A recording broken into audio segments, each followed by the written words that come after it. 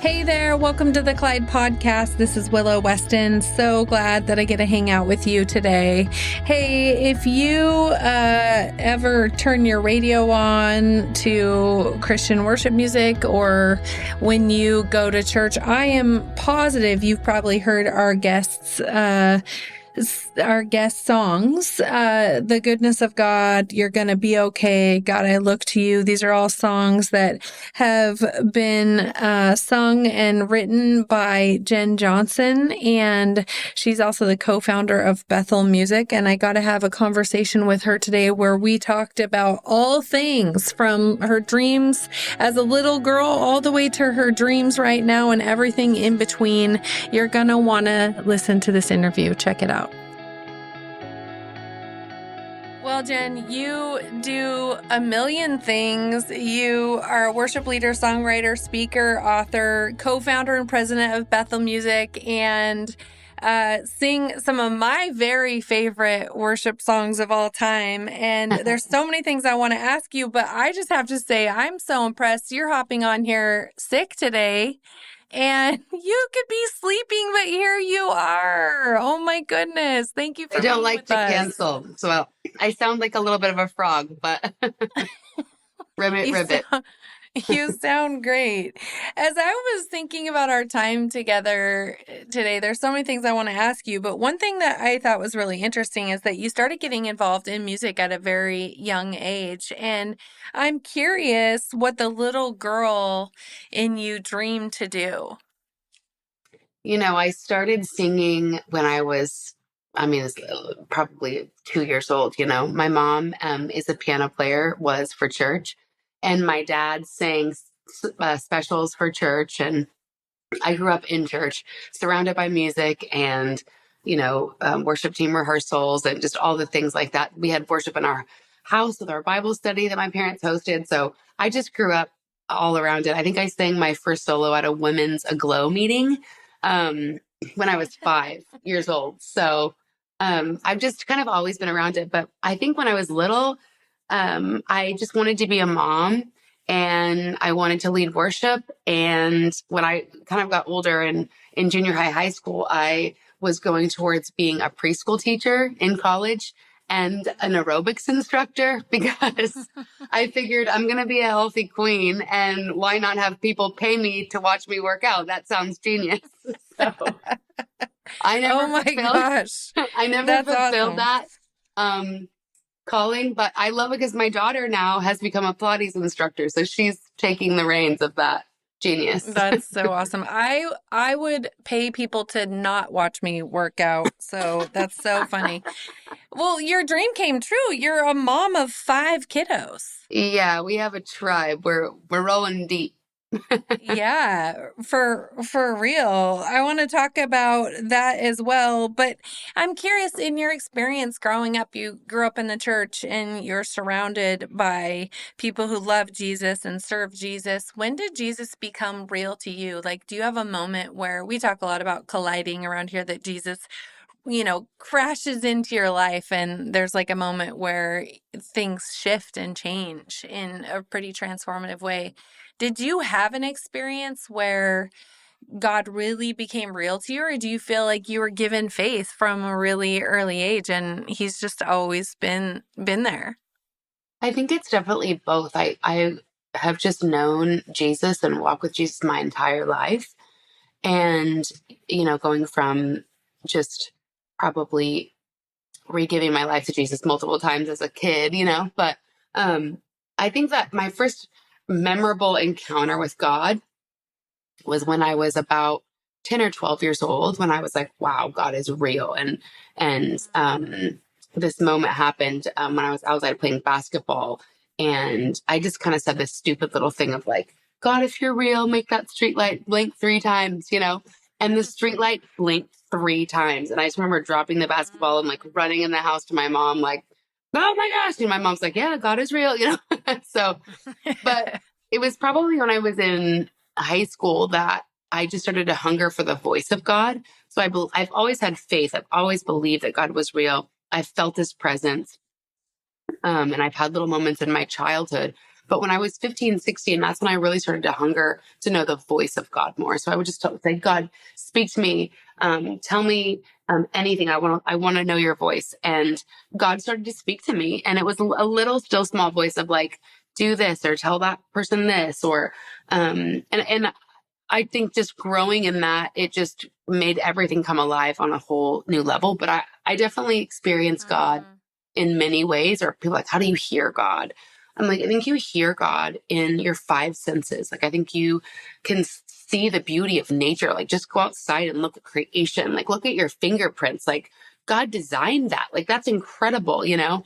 So mhm, it just kind of became this exploration still to this day where I'm discovering God in and through everything and what he's saying and who he is and what he's speaking. Obviously the word of God. I have my big old Bible right here that I'm reading right now, a study Bible. I'm doing a lot of studying right now, just on kind of the breakdown of verses. But I think we just get to know God kind of like we do with any friends as the years go by and we spend time with them.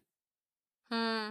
I love that you're inviting us to remember that we can experience God through our five senses. I think there's some faith traditions that maybe emphasize some senses over another, right? Like there's some denominations that emphasize knowing God with our minds and, Mm-hmm. and kind of neglect all the other ways that we can know him. And some are like you can feel him, Right. but we don't spend a lot of time getting to know him with our mind. So it's interesting that you're kind of opening this up and saying, hey, like you can actually experience God in all of these ways. Absolutely. I mean, anyone who's tasted my truffle popcorn will experience God in their tastes as well. Oh, well, please share the recipe. I think it's in my book. I have a book called All Things Lovely, and Yes. it's just about like your heart and your home and hospitality, and it's a lot about like cleaning and purging, not just in the physical but also emotionally and spiritually, well, about forgiveness. I've always wanted to write a book and just never felt like I had the green light from God. But actually, right before COVID happened, I just felt like God said, okay, sign your book deal. And I was like, okay, on what planet am I going to have time in this crazy zoo of a life Yeah. that we live? And then the whole world shut down. And so it's like, oh, great, we'll write a book and adopt another baby. Okay, great. So what else do we have going on? But yeah, some of my favorite family recipes are in that book, and just some big themes in my life of worship and forgiveness and kind of cleaning out the junk drawers in our life. And also just the value of hospitality and loving people well. And there's a lot a different thing of topics in it. That's why I called it All Things Lovely because there's a lot going on in it. But my popcorn recipe is in there, I'm pretty sure. I love that so much. Talk to us a little bit about the cleaning out the junk drawers of our life. I love that phrasing. You know, another great analogy for that is just like a garden. You know, you grow anything great in a garden and weeds grow and you just have to pull them. And kind of like that life happens mantra. And there's just kind of like things that happen in our life that collect that if you don't deal with them, they end up in a weird junk drawer and then you open that and you know, can't even get the drawer to open. But there's just, I think in our hearts and in our actual junk drawers, there's just time where you have to pull that thing out and dump the whole thing out and go through it and purge and organize. And in our hearts, even with the Lord, like one of the biggest questions you could ask is, who do I need to forgive? And where am I harboring unforgiveness? And I think that it's such a kind of like a spring cleaning for me emotionally. I do a lot of work with counseling, and I have both my husband and I have as well, just to before we got married and then all through our marriage, we have talked to leaders and counselors. And that's, I think, a huge recipe for success in life, is just keeping your heart open and cleaned out, and healthy. So that's a big practice for us, is just having that.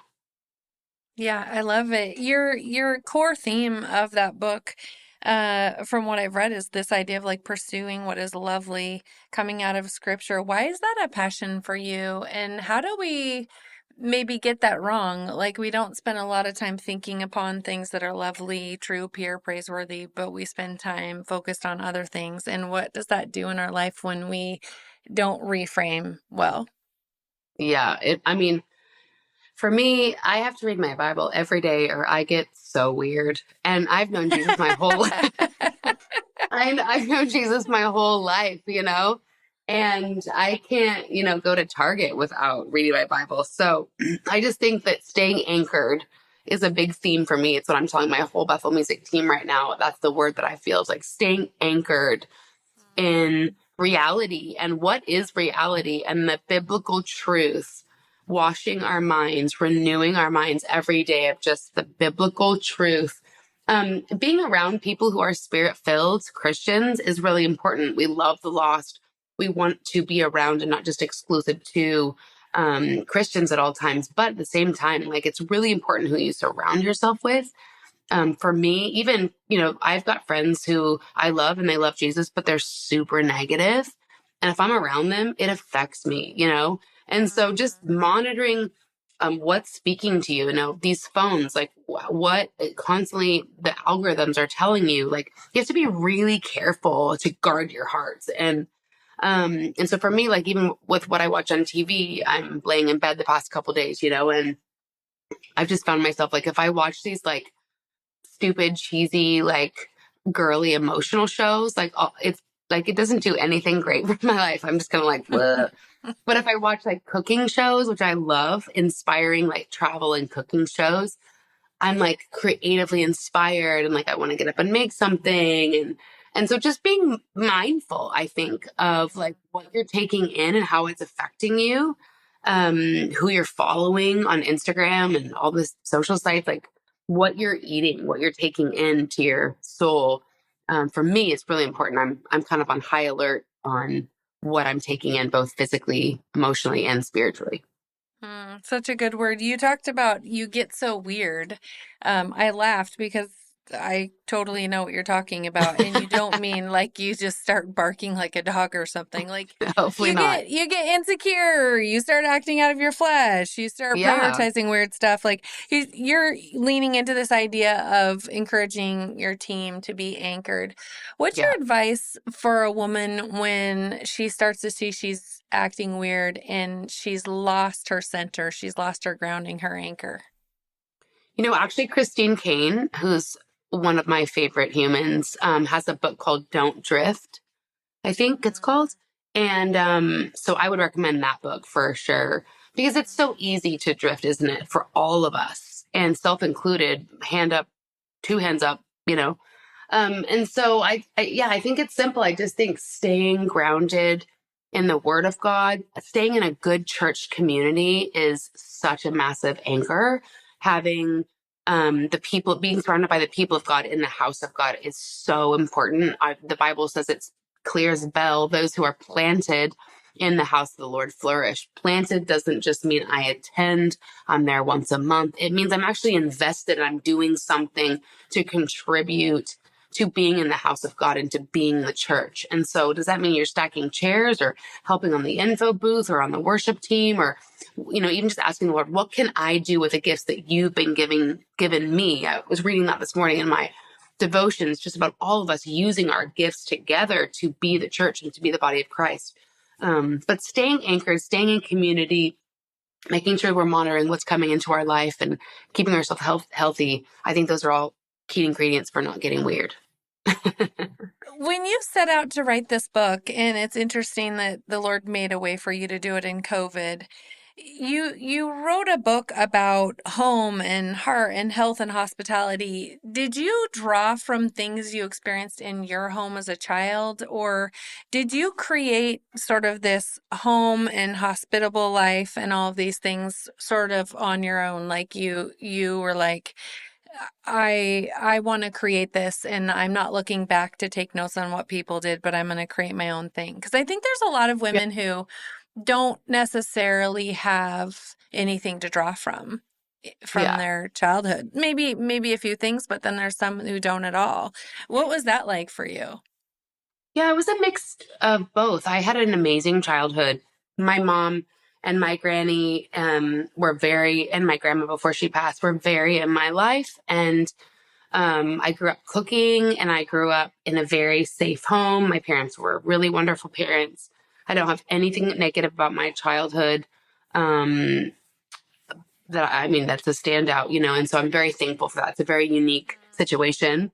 And my granny and my mom were actually very hospitable. So we had people in our house. My granny was always cooking for somebody. My papa was always fixing some random old lady's fence. Like, so I think like the heart of hospitality was really in me in a big way in seed form. And I think through my life, I think I've just taken a lot of those things that I collected as a child that were nurtured and then have kind of grown those to another level with what we do with our worship team. For example, we have our worship team. We've led the teams for 25 years. And we have the whole worship team come to our house once a month and we eat together and pray together and disciple them and love on them and cry with them. And so community is really important. And I think that those little moments of opening your home and inviting people in is so important. I think that there's not many ways I can think of loving people than bringing them a meal or inviting them into your home, as a sense of family. And when they feel family, ultimately the goal is for them to feel Jesus and to feel loved and feel cared for. And so those just are all themes that I think I brought pieces of my childhood and then expanded and widened those kind of through the influence that God's given us around the world and locally. Mm-hmm. I think there's a lot of women who struggle with hospitality and inviting others into their home because they think it has to be perfect. Yeah. What's your thinking around that? Absolutely. And, I write on this in the book as well, because it's such a big topic that people ask about. And I think the cool thing is that we really can back up this with our life. Like we have this really huge, you'll see the photos of it in the book. We have this big, beautiful home that we spent 10 years building. It was crazy. That's But a it also long should, time, Jen. I'm building a house and I yeah. don't want to be doing it in 10 years. Yeah. So it explains my crazy. But it shows pictures of the before of the house as well. And it was quite the project. But the beauty of that is that we've lived anywhere in a small apartment to, we've been in renovations in all of our different houses and we've still hosted people. So you don't need anything crazy. I do think though, it really hosting and perfection, it does come back to something that I think is an invitation for all of us to be more excellent in is no, our house doesn't need to be perfect and spotless. But I think that the way that God's called us to live is to actually take care of the spaces that he's given us. And so when you're going to host, you do clean your house in a way that is like better than you probably would if no one was coming over, So it kind of keeps this mindfulness and this accountability as well that people are coming over. So we need to, keep our space in a good way. But at the end of the day, people are looking for love and they're not even looking for this extravagant meal. Like you don't even need to like try to be Martha Stewart. Like she's got that. Like it can be so simple because the point is like eating together, breaking bread. You see Jesus all through the Bible. He was a foodie. He's always at a gathering table. He's making breakfast for the boys on the seashore. And what breaking bread with people does for connection is really, really beautiful. The conversations you can have. So I just think I encourage anyone to open your house up. I mean, even people who are lonely. I was just talking to our team a couple weeks ago and there was a few of them that are just really dealing with loneliness. And I was like, you know what? Don't wait to be invited to the party. Open your house and throw the party. Be the one that welcomes people in instead of waiting to be invited. That's a big testament of my life is I love people. I love being around them. And I think you have the choice to make of either I'm just going to stay home and be a recluse because no one's invited me, or I'm going to throw the party and, invite people who like the story in the Bible where they invited people the rich people wouldn't come like that. And then so they invited the lost and they invited the randos and created their own friend group, So that's my vibe. Totally. I love it. I always tell my kids you have to be a friend to have a friend. So don't sit around and wait for people Totally. to initiate with you. You go initiating. What do you think this sense of community and hospitality and home that you have created, and some you picked up from, I think you called her your granny, your mom and your Yeah. granny. Yeah. My granny. What do you think that has done for your own children that they'll carry into their future lives? It's actually fun to watch because my older three, are 23, 20, and 18. And it's so fun because, you don't see oftentimes what you are sewing into your kids until they're later and they're doing it. But what I love is that they all three host their own little parties and get togethers. And, my older daughter is like such a little party thrower and like always has people in her house and has a book club. And, so I love seeing it. And then my older son, he lives with us and he's, just threw his friend a surprise birthday party here, last week. So I just love that there's kind of that they've gleaned the beauty of, how we've really loved people. And we sat our kids down a few years ago and just had an honest conversation with them of like, how was your childhood? Like, do you feel okay? Like, are we all good? Like, do you want more counseling than you're already getting? Because we've encouraged them all to get counseling, which they do and have, but, we need help in life. I don't know what idea of you have it all together as an adult. Like no one does. So we all need help. And I think encouraging people just to like take the stigma off of like that counseling's because you're, crazy or, it can be, but it's also just for everybody. So we all need help. And the good thing is I think that there really are moms and dads, especially in the church, who are so incredible and loving and have so much wisdom to offer and would sit down with anyone if they just ask. So I don't think help necessarily even needs to be a licensed therapist. It can just be a Jesus loving mom or dad in the church that you feel drawn to get some connections and wisdom. But yeah, my granny and my mom and I'm seeing themes trickle all the way down from the generations, and I love it, especially with cooking. Like my kids all love to cook, which is fun. That is fun. That's awesome. You mentioned you adopted a kiddo in COVID. Tell us more. So we had our three biological kids. We thought we were done, and clip tied, glorified. We were like, next kids will be grandkids. We were just thinking our life was going to head a different direction. Our youngest at the time was 9, our son. And so we were just like, we're good. And then we were watching this show, snuggling on the couch, and out of the blue, it was after actually Darlene Check had been with us and she was telling us this word that she was studying. And it was actually the "Here I am, send me" verse that she was studying. And she said that in the Greek or Hebrew, it translated as "my answer is yes before you even ask." And that was so profound to me. And I felt like I got pregnant, if you will, with that phrase of like, wow, God, what does that mean for me with this life that I've established? And our house was done and where everything's smooth sailing with what we're doing with everything on the music side. And so I kind of felt this holy irritation. And so the next week I'm snuggling with Brian, we're watching this show, and the whole episode is about this family who adopts a brown baby, this white family who adopts a brown baby. And I am like, and I'm not a big crier unless it's Jesus. I'm like, tears are just like pouring out of my eyes. And I kind of like look up my husband because it's obvious that I'm crying. And again, he's like, well, okay, something's going on. And I was like, I would do it. And he looked back at me and the shock of my life. He was like, I would too.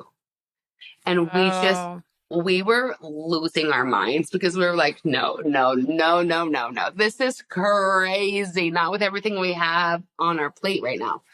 And it was insane because I went into the school where my kids go to, Bethel Christian School.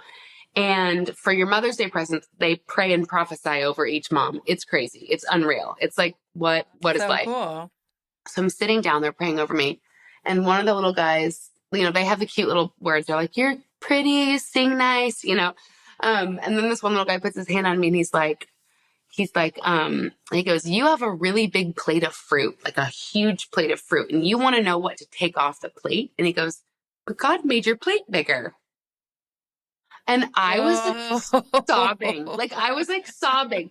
But we knew beyond a shadow of a doubt, like we knew that we were supposed to adopt. But anyway, and so I called my friend and who had adopted, and I just said, hey, it's super top secret, but I think we're gonna adopt. And she's like, you're gonna adopt a black baby boy, aren't you? And I was like, we told no one. And I started sobbing and I'm like, yes. And she goes, I knew it. The Lord told me 10 years ago, but I couldn't tell you until he told you. I was like, oh my God. So it was just a crazy setup. But we knew it was the Lord. We jumped into the process. It was wild. It was beautiful. The birth mom, we've actually adopted two babies now, who are now 5 and 8, which I can't believe. My baby is 5. Wow. And the heart of adoption is truly supernatural. The way that you attach to that baby is supernatural. The spirit of adoption that we read about in the Bible, when it comes to life in your heart, it is so incredible. And these little boys are just the cutest thing that you've ever seen in your life. Like, they're just so cute. Oh, they So are so cute. they're a gift to us. And just how it's connected our family. Like, it was just the plan of God that we had these two little guys. And they were both born outside of the Houston area, and different birth mom situations, but it's been a gift to be in the birth moms' lives, and obviously to have them in our family. God always knew.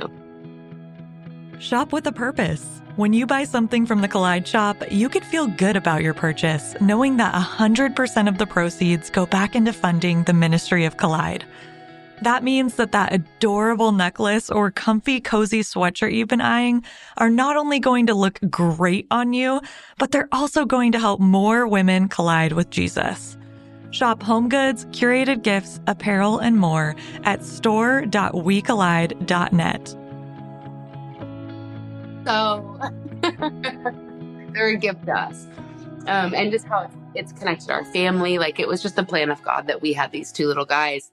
And they were both born outside of the Houston area, and different birth mom situations, but it's been a gift to be in the birth moms' lives, and obviously to have them in our family. God always knew.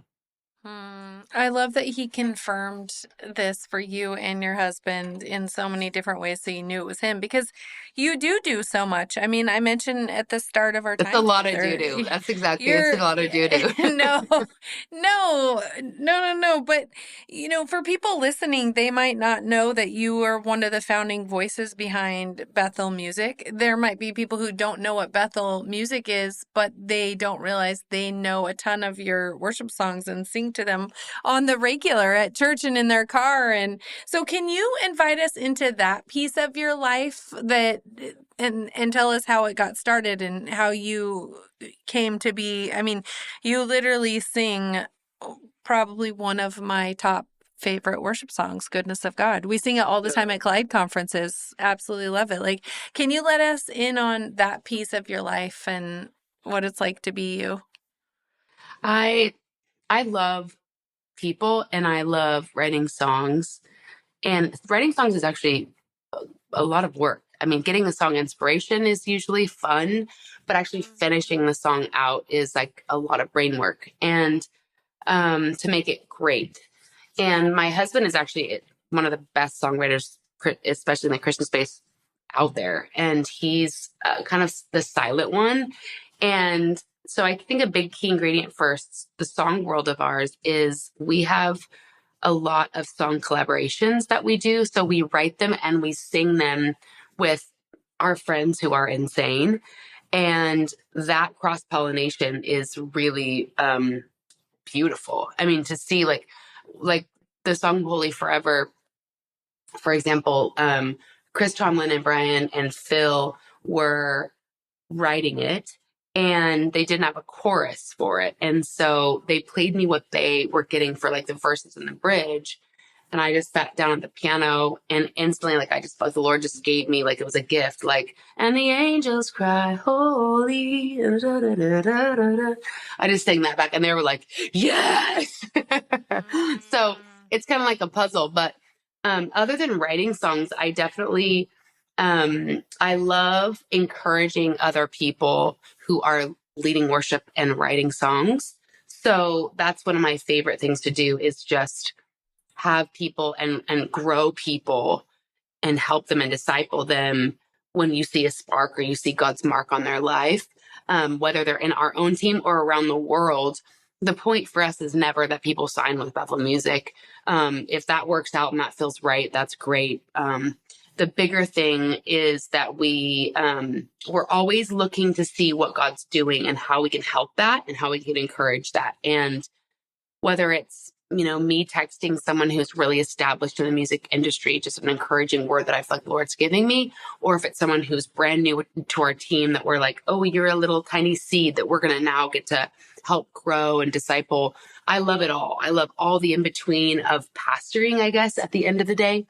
And so it's just fun to me, and just getting to know and love on and have these people that come onto our team then become our friends. Like, I think about Paul and Hannah McClure, who are two of our worship leaders on our team, who are just the most wonderful humans. And they came to us, I think, around 2010, and as just like two little babies.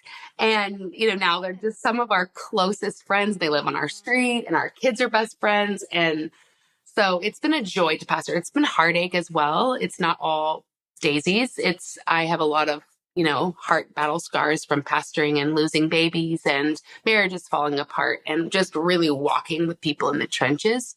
But it's just been really beautiful. I think that I'm probably a pastor at heart, maybe with a little bit of a prophetic edge, but probably if I had to choose one fivefold, I'd probably choose pastoral, because I just really love people and I really love music. And so I think I'm in the right job. Yeah, you certainly are. And I love how you described that creation process where you love to, collab with other people who are making beautiful things. And I'm curious what that's like when you're in a room with people and they're all tapping into the gift that God's given them, and they're collaborating with each other, and then you get that moment. You said yes, like when you just know, like that's it. Like, what is that like, that moment? It's the best. It's the absolute best. It's the best when you've really just, at the end of the day, we're not giving people anything that God hasn't already given them. We're just encouraging them, correcting them, discipling, helping as best we can, whether it is in correction or in love or in encouragement, to be all that they can be, and so you watch people come along, and we've had thousands at this point of 25 years, thousands of people come through, and some of them, it's kind of like a garden. It was really hard on me initially in the beginning years, because I had this idea that like we'd grow this beautiful team and we just change the world together, all together, from Reading. And God was like, not my idea. I'm going to move them all over the world and take them out. I was like, oh, that's going to be, and you're going to have to restart over 55 times, So I was like, cool. I wish I would have known that. That would have been easier for my heart. But to have all these people come through and love on them and disciple them and stay connected to them, and then they just go all over the world and do the most incredible impact for the kingdom. It's been incredible to stand back now after 25 years and just watch what God has done with our just continued yes of loving people and encouraging them. And it's wild. It's really wild. Never It's so imagined it. interesting because God's pretty much asking you to pour into and invest into these people and raise them up, and then you're almost like giving birth to send them out and let them go again. I mean, it's Yeah, almost like parenting where I just 100%. hit empty nesting. And so, man, Yeah, like you give everything to your kids and then you have to like let them go, and it's yeah. literally worse than giving birth, but you're It's having to do hard. that over and over again with these people that you've loved so much. That Yeah, has to be really hard. the cool thing is now we just have, friends that are so close, like family all over the world. I mean, so, that's incredible. And just to see what they're doing, here, there, and everywhere. And it's amazing, but it's hard. And even just for our team here where we live, like in Reading's a very like transitional place where like people come for like 1 to 3 years and then they usually move. Like oftentimes people will, which is amazing for the greater good, but to live here, it's kind of hard with relationships, because you build with people and then your community can change. But again, the beauty is that when someone moves, then there's a new space in your weekly life for someone else to come, and you kind of have two choices. Either I shut down and I give up and I'm like, it's too much, it's too hard, or I open my life to new people, and then now my love is multiplied with relationships. And I think that's how we've chosen to live. And it's just been amazing to see all these incredible humans that have kind of come through and are still our friends.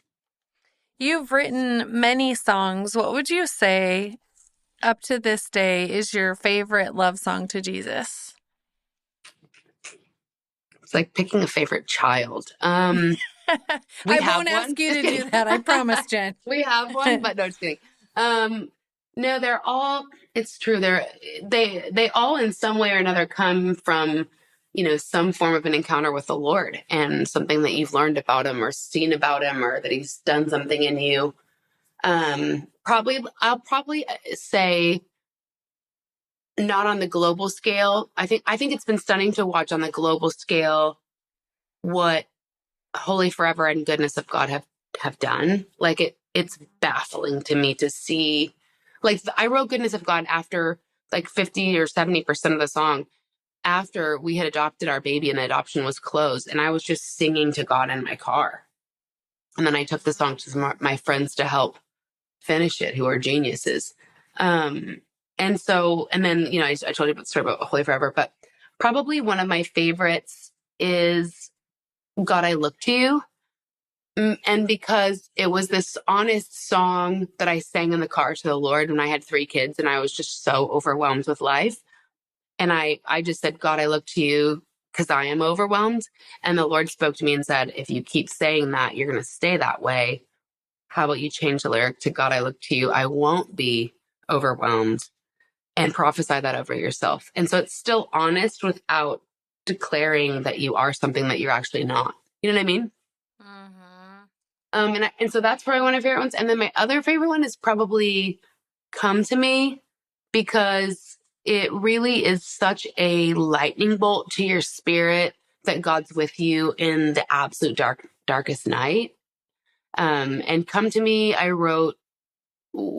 laid down on my floor in my room and I just said, God, what's on your heart? What do you want the whole world to know that I could put words to? And I felt like he gave me like 90% of that song in that moment of like, I'm your anchor in the wind and the waves. I'm your steadfast. Don't be afraid. Even when your heart and flesh fail you, I'm your faithful strength. I'm with you wherever you go. Like that, just like God is my anchor. God is my rock. And it was just a song that in that moment, I didn't even feel like maybe I needed in that moment, but it's a song that I felt like the world needed. There was a lot of natural disasters and people all over the world were just so scared that something bad was going to happen to them and so much fear. But it actually has become a song throughout the past 20 years after writing it that has been an anchor for me in going through a lot of different difficult times in my life. So I love that so much. How do you keep your own personal worship pure? I think that we go to church every Sunday, even when we're not leading, especially if we're not leading. And I think that has been an anchor for me of normalcy and purity. And, you see a lot of the same people every Sunday, and longevity.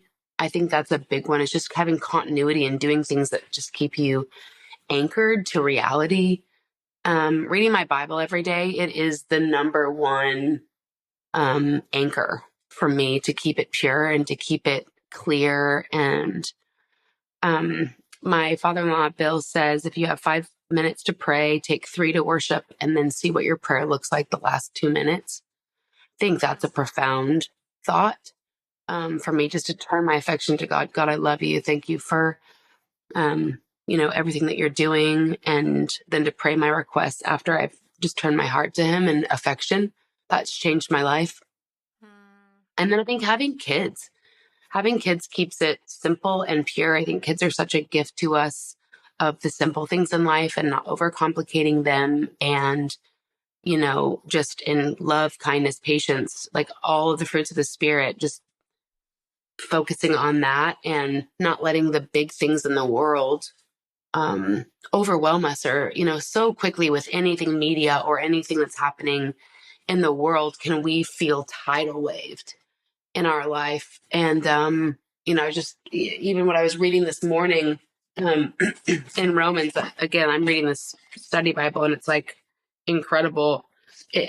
Romans 12:21 in this study Bible says, do not let evil be an excuse for you to feel defeated. Rather, seize the opportunity to turn the situation into a victory for good. Hello.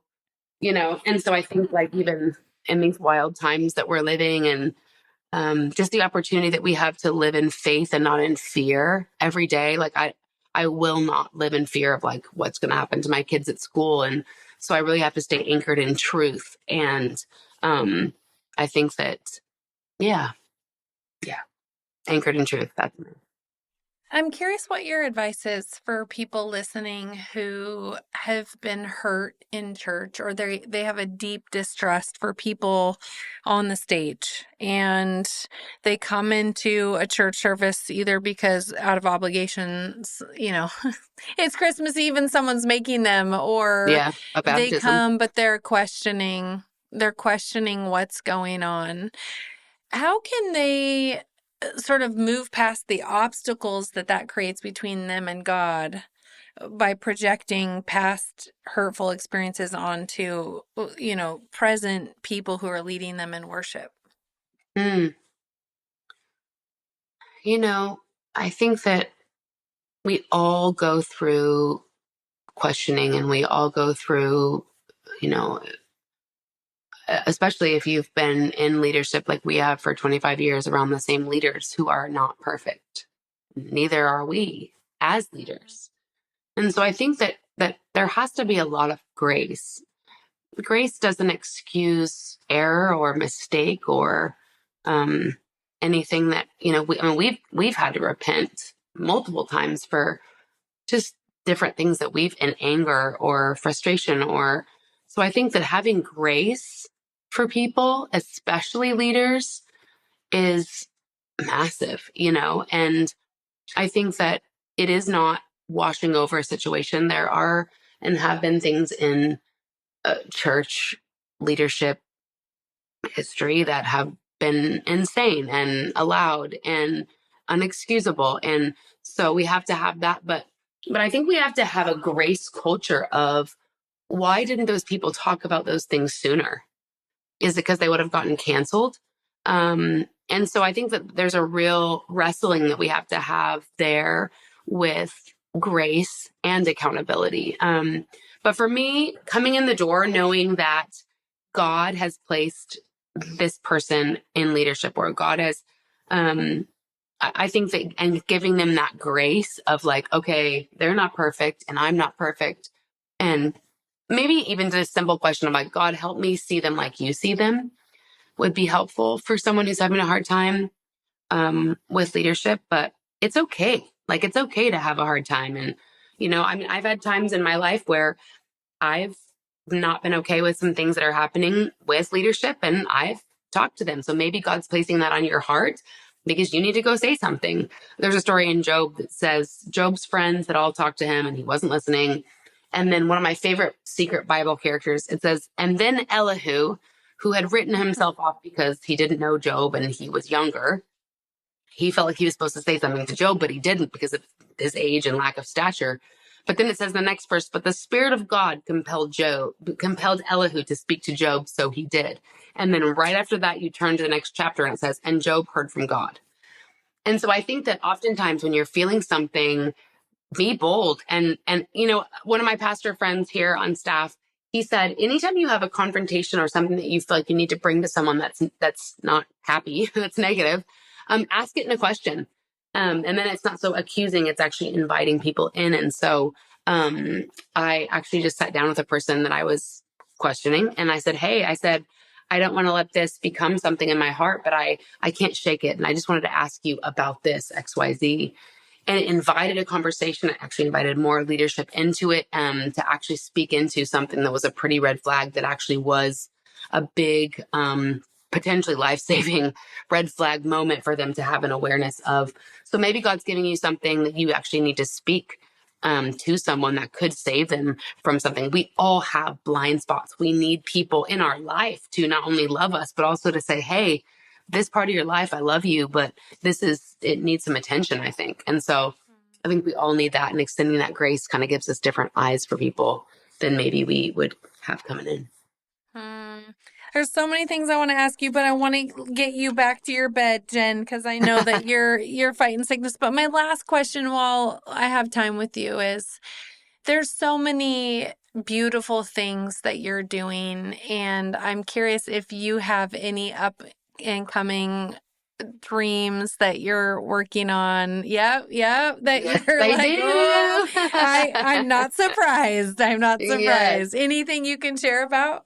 Yes, I actually am almost finished. I'm a few weeks away maybe at being finished with my album, which I've never done a solo album before in all my 25 years of doing Oh. this. And I felt like God gave me the green light about a year and a half ago to start working on it. And so I've been working on it, and I am so excited for this to be out. I have no words. It's a mosaic of an album. It does have worship music on it, so that's obvious because it's me.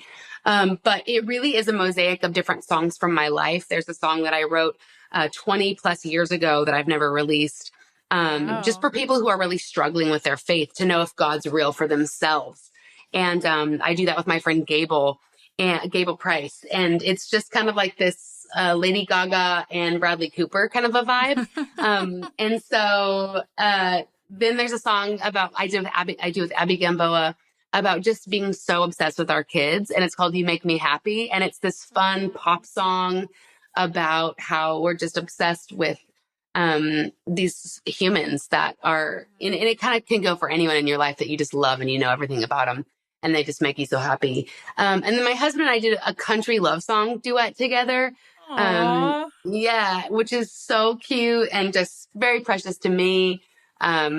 Just with being married for 25 years as well. So, and then there's a song just about walking through hard things and why do good things happen to bad people? I mean, bad things happen to good people.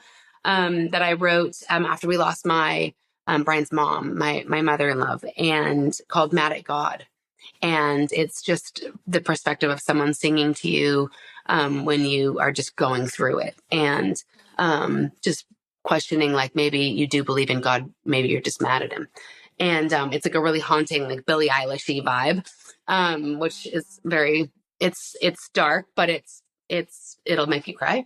And so it's really a mosaic of all these. And then I do this crazy, no one sees it coming plot twist song with an African choir and a Portuguese artist. And I do a song in Afrikaans and Portuguese and English. And it's so fun and it's so crazy and so happy, called Morning to Dancing.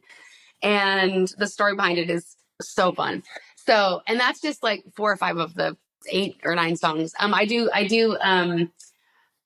have one of the tracks on the album is just my 5-year-old. He was like 4 at the time, singing this little Aw. song, and the whole track is just him singing "I've Got the Joy." So Aw. it's like Oh my really fun. gosh. Yeah, You I've got a sold lot of me. little. You sold me. When Yeah, is it's gonna this be an album adventure. dropping? Exactly. We're hoping in the next couple months, but looking for a release date that makes sense around the holidays, so I'm not too stressed out with all the holiday things. So it could be January-ish, but we don't know. I love it so much. Well, thank And then you I'm for working on hopping another on. book too. One of these after this is I finally Really? finish this. Yeah, I'm working on I have a publisher meeting tomorrow again, and so I'm jumping into the book writing game again for just kind of a life story.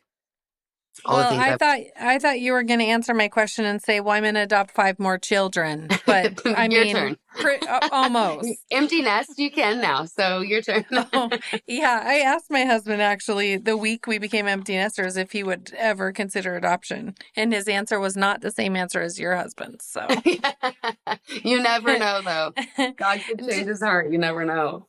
oh, well, Jenn, I hope you feel better. And I know there's Thank people listening you. who want to come and like follow along in your life and happenings. How can they do that? The best way to contact us and kind of join the party is probably just following bethelmusic.com. As far as the email for that, or Instagram, Bethel Music, Jenn Johnson. And that's probably the best, or Bethel Church. I'm there every week. Love it so much. Take care, Jenn. Thank you so much. Bye, guys. Friend, if you love this interview, we have more that will inspire you and refresh you and invite you to collide with Jesus. So make sure that you subscribe to this podcast at wherever you listen to podcasts so that you can get it sent to you every single week. I would love to hang out with you every week. And if you listen to this and you thought this might inspire someone else, make sure just that simple share can bless a friend today. I don't know about you, but I loved hearing more about Jenn's story. Truly, her song, The Goodness of God, I crank it up, turn it up as loud as possible and listen to it. It causes me to spend time just telling God how grateful I am for all the ways that He has shown up and been good to me. And I know that He has shown up and been good to you too. And if you need a reminder of that, you know what? Crank that sucker up and listen to it today and let it draw you to the Lord. Keep colliding, friend, and we'll catch you next week.